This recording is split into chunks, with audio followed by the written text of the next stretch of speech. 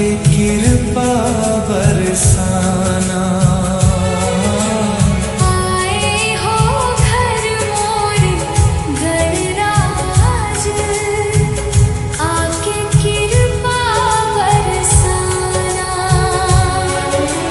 देख ले मोर अर्जी ले, सुन ले मोर बिनती ले, आके कृपा बरसाना। आए हो घर मोर गणराज, आके कृपा बरसाना।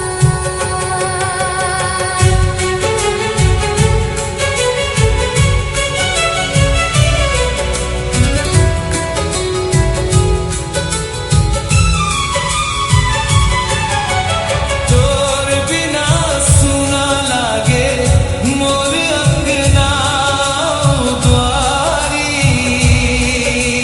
पहली पूजा तोर होठे पे, हंस सुख के अधिकारी।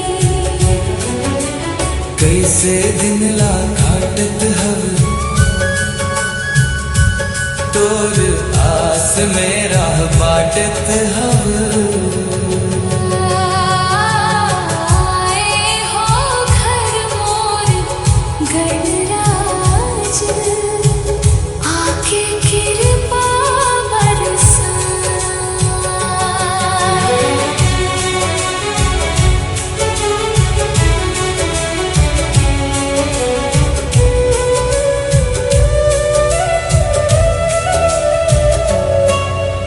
मोदक के थारी सजाए हम, दूब फूल चढ़ाए हम। दिया जला के प्रेम सहित तोर नावला गुनगुनाए हम। सुन ले मोर मन के बोली, भर दे खुशियाँ हर एक झोली। आए हो घर मोर गणराज, आके कृपा बरसाना।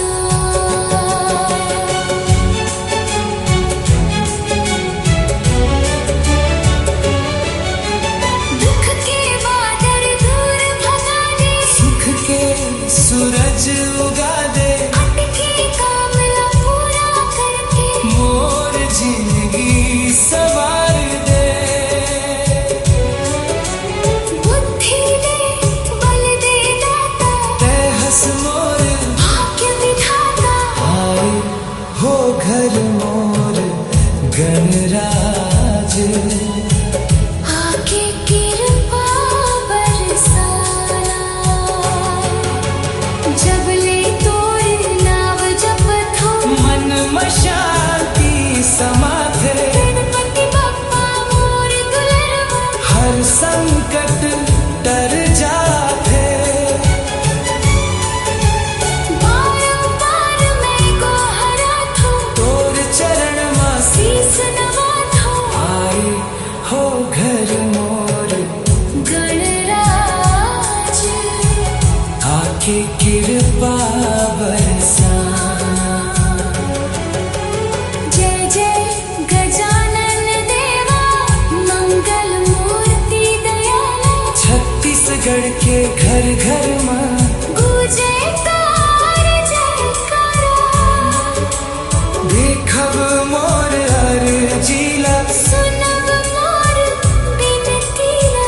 आए हो घर मोर गणराज, आके कृपा बरसाना।